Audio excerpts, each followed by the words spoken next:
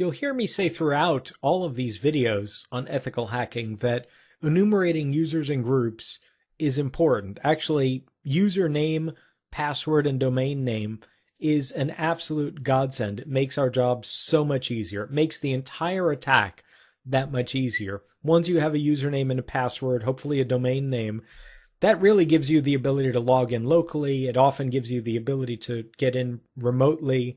It often gives you the availability to do email access over the web, all kinds of great access, because generally speaking, most systems are designed to make life for a user with a valid password very, very easy.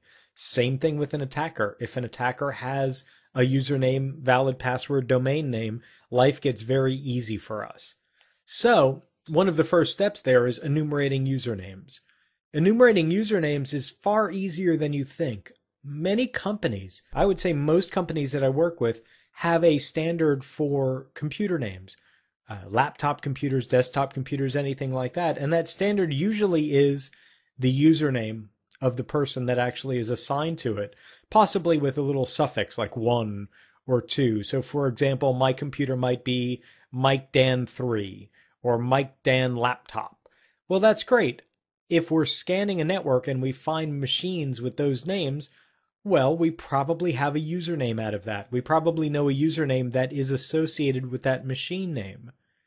If we find out on that machine what domain it might be a member of, we now have a username and a domain name that are probably related to each other. Now we just need the password.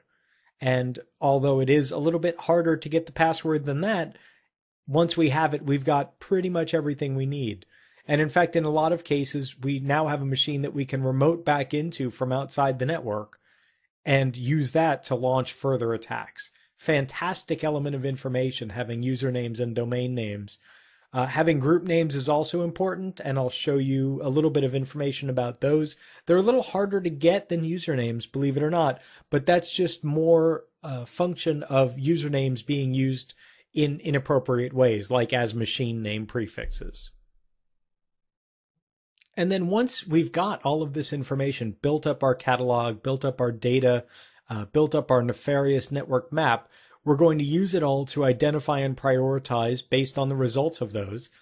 And then certainly, most importantly here, something I haven't mentioned for a moment or two, and I want to remind you of, is when we're doing ethical hacking examinations, we want to stay within the boundaries that we have defined. So if we find 5 domain controllers in 5 different domains, but our scope specifically constrains us to one domain, whether it's because the testing is specifically against one part of the company, or just because we've got one example domain that they want us to use that they don't worry about getting loss on, remember to stay within the boundaries that have been documented in the process.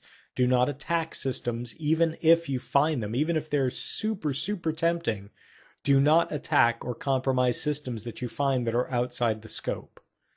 At this point, while we're enumerating the target, it's actually a little bit harder to know which ones are easy targets or which ones are valid targets and which ones are not. Once we've got this full scan, this full enumeration, this idea of a network map, we do our best to eliminate the ones we're not supposed to touch and potentially ask our referee or umpire if we need to know, should this be in scope or should that not be in scope?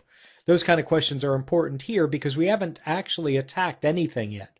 We've scanned, we've footprinted, we've enumerated, we've identified, but we haven't conducted an attack yet.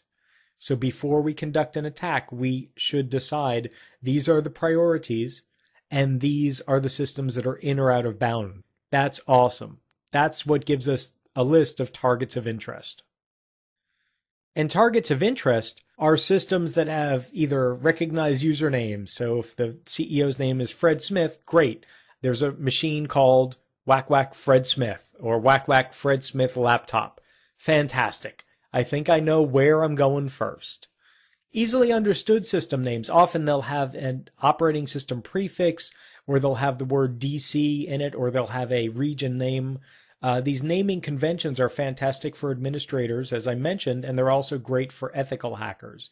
So for example, I find a system called whack SEA-DC-001. Well, it's probably in Seattle, and it's probably a domain controller. Or whack PHX-DNS-02. Well, that's the second DNS server in Phoenix. Okay, cool. I now know an awful lot of information just from the system name.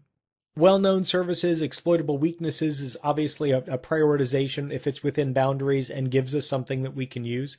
Any compromise potentially has value, but it may not be the highest priority. It may just be some random user's Windows XP machine.